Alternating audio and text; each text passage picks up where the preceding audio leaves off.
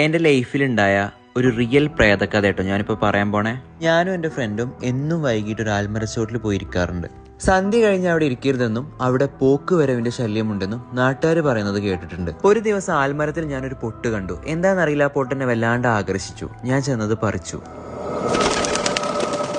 പിറ്റേന്ന് ഞാൻ അതെൻ്റെ ഓർമ്മ പുസ്തകത്തിൽ ഒട്ടിച്ചു വെച്ചു.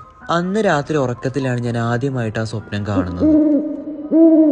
അതേ പൊട്ടിട്ട് ആൽമരത്തിന്റെ ചുവട്ടിലൂടെ നടന്നു വരുന്ന സുന്ദരിയായ ഒരു പെണ്ണ്.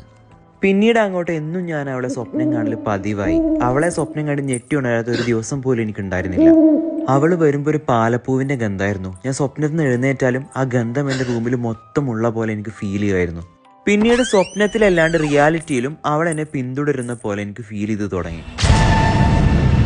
എത്രയായിട്ടും അവൾ എന്നെ വിട്ടു പോകുന്നില്ല. പിന്നീടുള്ള ദിവസങ്ങളിൽ സ്വപ്നമേതാ യാഥാർത്ഥ്യമേതാ എന്ന് തിരിച്ചറിയാൻ പറ്റാത്തൊരവസ്ഥയിലായി ഞാൻ.